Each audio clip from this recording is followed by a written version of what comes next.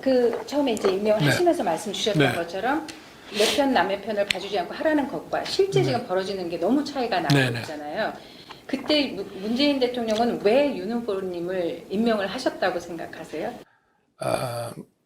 저는 원래 아무리 센 권력자라 해도 그 자기 편이 돼가지고 뭘 해달라는 요구는 저는 받아들일 수 없는 사람이라는 것을 문 대통령께서 더 잘할 거라고 저는 생각하고요. 제가 뭐 그럴 것 같았으면은 뭐 국정원 그 사건 같은 것도 그거 뭐 조금 이렇게 원만하게 했으면은 제가 뭐 지방도 안 다니고 그야말로 보직을 골라다니면서 갈 수 있지만 그렇게 안 했었거든요. 그걸 자기들이 다 받고 그래서 그런 생각은 아마 안 했을 것 같고요.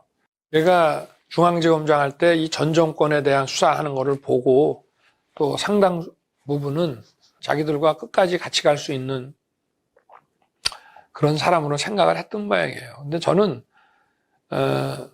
이 정부가 집권 3년 차 이상 이제 이후가 돼가지고 많은 문제가 드러날 거라는 건 뭐 경험적으로 당연히 아는 거고, 전직 대통령들 보면 자기 재임 중에 임기 한 중반 넘어가면은 아들 측근 뭐 해가지고 다 처리가 되는 거를 다 받아들였고, 그 수사하는 검사들한테 보복을 하는 식의, 그건 사실은 사법관에 대한 이 보복이라고 하는 거는요, 그야말로 폭력으로 칼 찌르는 거나 인사권자가 보복 인사로 해서 날리거나 막 징계를 하는 거나 차이가 없는 거예요.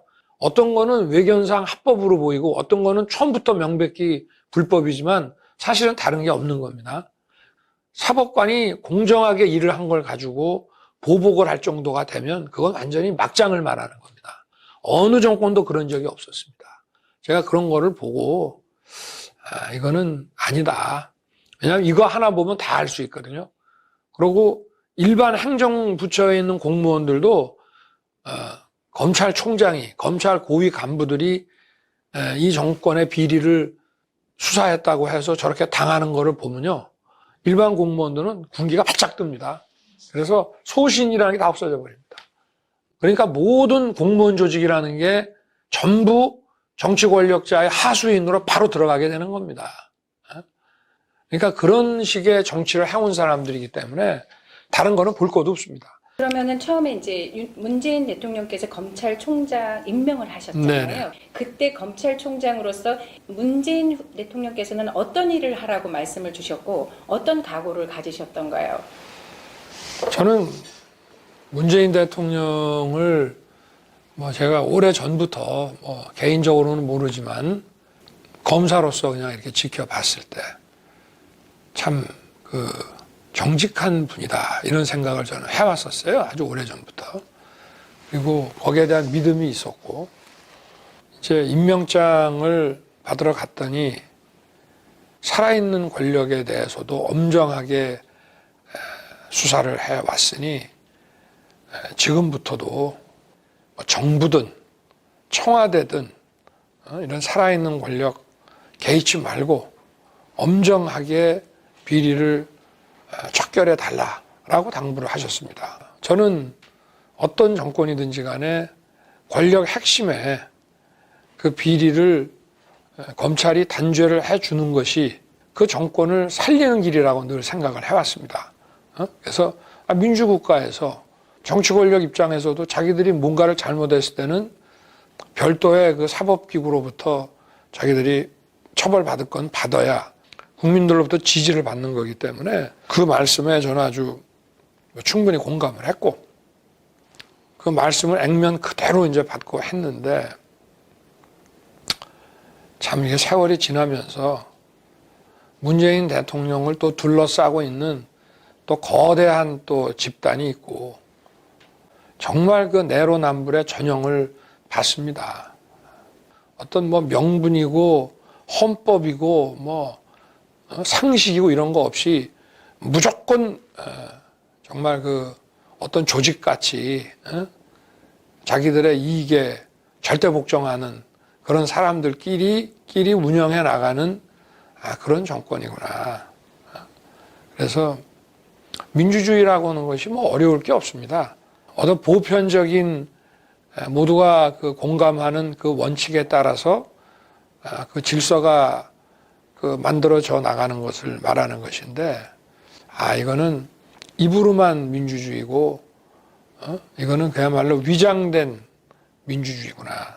그리고 조국 사태 때 봤지만 소위 핵심 지지층들에 의한 그런 여론 조작, 그리고 어떤 거짓 선전 선동, 이런 거로 국민들을 기만해서 권력을 또 유지하고 또 선거를 치르고 하는 아주 부도덕하고 정말 퇴출되어야 할 집단들이구나 하는 것을 깨달았습니다. 그래서 이런 것이 연장돼서는 정말 이 국민의 고통을 막을 수가 없고 더 이상 국민을 보호할 수가 없구나, 그런 생각 때문에 또 국민들께서 열렬히 전면에 나서라고 또 요구를 하시니까 최선을 다해서 한번 해보자. 또 많은 분들이 도와주겠지. 그래서 시작을 하게 된 것입니다. 네. 그 조국 사건 있었잖아요. 네네. 그때 어떤 압박을 받으신 적이 있나요? 그 압박을, 이게 이제 검찰총장이나 검사장이 좀 물른 사람이면 이렇게 하라고 그럽니다. 그건 더 수사하지 마라. 이건 여기서 덮어라. 그런 식으로 오는 경우가 이제 있을 텐데, 뭐 그런 게 안 통할 것 같은 사람들한테는 그 도저히 받아들일 수 없는 그런 제도를 막 이제 만들어 나가려고 하고, 인사를 해가지고 그 사람 주변에 있는 사람을 막 쫙 날리고, 그래서 손발을 이렇게 잘라가거나 그런 식으로 이제 하고. 근데 조국 사태 때는 참 어이없는 일들이죠. 뭐냐면은 대검하고 서울지검 앞에 뭐 수만 명, 뭐 얼마나 되는 인원인지 모르겠는데, 하여튼 소위 말하는 특정 그 민주당과 연계된 사람들을 다 모아가지고 거의 뭐 검찰을 상대로 협박을 했습니다. 근데 이거는 자유민주주의 사회에서 있을 수 없는 일이거든요. 어떤 정권도 이런 적이 없었습니다. 그러니까 완전히 무법천지죠. 과거 같으면은 다 사법 처리될 일들입니다. 근데 정말 이 정권이 든든하게 뒷배가 돼줘서 그런지 주들 마음대로 해요. 그러니까 그냥 모든 게 다 무너진 겁니다. 내 편이면 다 오케이고, 이번에도 보십시오.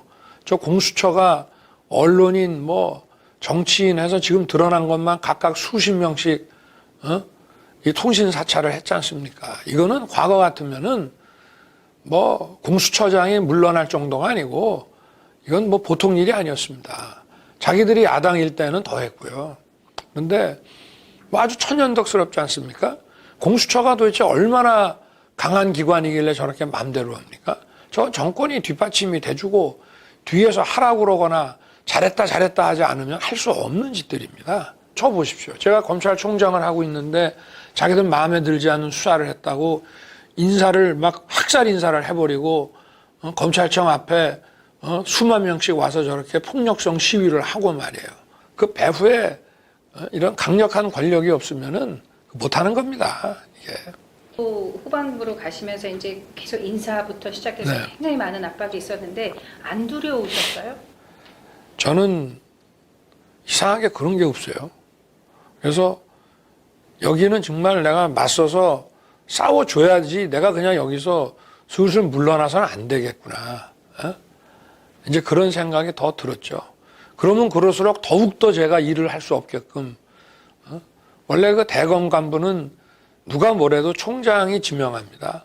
근데 아예 그걸 싹 바꿔가지고 아주 친여. 그러니까 어떤 사람들을 주로 갖다 놓냐면, 제가 법무부나 저 청와대랑 같이 논의해서 인사를 하게 되면, 그 승진이라든가 좋은 자리 보내는 거는 좀 아니다라고 할 만한 사람들 있죠. 그 사람들 딱 골라서 보냅니다. 그러면 이제 저한테 좀 반감도 있을 수 있고, 또 자기들이 별을 달았기 때문에 또 이 정권에 대한 고마움도 있고, 그래갖고 이제 그런 사람들을 보낸 다음에 그 중에서도 또 한 6개월을 보고, 좀 총장의 그 일을 아주 악랄하게 방해하지 않는 애들은 또 다시 바꿔요. 그런 사람 또 바꿔서 또 내쫓고 또 다시 집어넣고. 그러니까 이 회의를 하면은 그 내용이 바로 법무부 청와대로 다 보고가 됩니다. 그래서 터놓고 하는 회의를 못하고 제가 뭐 이를테면 국정감사 준비 같은 것도 그냥 안 했습니다. 뭐 자료 같은 거는 원래 놓고 아주 늦게까지 토론도 하고 해야 되는데 어떤 문제에 대해서 제가 어떤 스탠스로 답변을 할지를 같이 논의를 하면 그게 바로 민주당으로 다 넘어가서 다음날 그렇게 나올까 봐 6시에 퇴근했습니다. 그랬더니 작년 국정감사 때 자기들은 밤 12시까지 했는데 우리 총장님은 일찍 퇴근하셨다 하대요. 라면서 비아냥거리는 여당 의원들이 있더라고요. 그래서 제가 그 말은 안 했습니다만은 그 준비를 하면 그 내용이 다 새나갈 것이 거의 확실시되는 그런 상황으로 저는 봤기 때문에 그런 걸 할 수가 없었어요. 그러다가 이제 징계 청구가 이루어진 겁니다. 네. 처음에 네. 그 문재인 대통령이 네. 이제 집권을 시작을 할 때 제일 네. 크게 사회적으로 말씀하셨던 것 중에 하나가 적폐 세력 척결이거든요. 그래서 검찰 적폐를 척결하겠다. 이것도 네. 하나의 아젠다였단 네. 말이에요. 근데 후보님께서 이제 검찰총장 생활을 하시고 이번 정권을 겪으시면서 문재인 정권이 말하는 적폐란 무엇이고 또 총장으로서 실제로 경험한 적폐는 또 어떤 것인지 말씀해 주세요. 적폐라는 얘기가 이제 좀 원래 적폐라는 게 어떤 개별 비리나 범죄 그거 하나가 문제가 아니고 국민들에게 계속 불편을 끼치고 고통을 주고 아주 구조화된 부패 그런 것을 적폐라고 하거든요. 그래서 어떤 그 구조적 부패와 비리를 걷어내는 것이 중요하다. 그게 원래 검찰에서도 특수부의 업무라고 합니다. 개별 범죄는 형사부에서 하지만 아주 구조화된 부패 이거를 걷어내는 일은 이제 특별수사부에서 하는 건데 어느 정권이나 다 구조화된 것들이 있어요. 이게 오랜 세월 동안 관행화되고 이게 구조화되다 보니까 그게 부패인지도 잘 비리인지도 잘 인식을 못해. 그게 불법인지도 잘 인식을 못해. 그러나 그게 사회적으로 어떤 그 불법적인 기득권 카르텔을 만들고 이익을 갖다가 독점을 하고 국민들에게 고통을 주고 하는 것들을 걷어내서 이 사회가 발전하는데 걸림돌이 안 되게 만들자 하는 거라 그 뜻은 나쁜 뜻이 아닌데 문제는 남의 정부 거든 자기 정부 거든 똑같이 해이죠. 그리고 대통령은 자기 정부의 비리라 하더라도 그거를 제대로 걷어내서 처리할 수 있는 그 시스템을 관리할 책임은 있습니다. 대통령은 범죄와 부정부패로부터 국민을 보호해야 될 그런 책임이 있습니다. 그래서 그런 시스템을 관리해야 돼요. 좋은 사람, 유능한 사람을 그 조직의 관리자와 운영자로 임명을 하고 또 그것이 문제가 생길 때 그거를 적발해낼 수 있는 점검할 수 있는 시스템도 갖추고 이래야 될 책임이 있는 겁니다. 사법은 대통령 거 아니라고 그래서 그냥 넘겨놓으면 끝이 아니에요.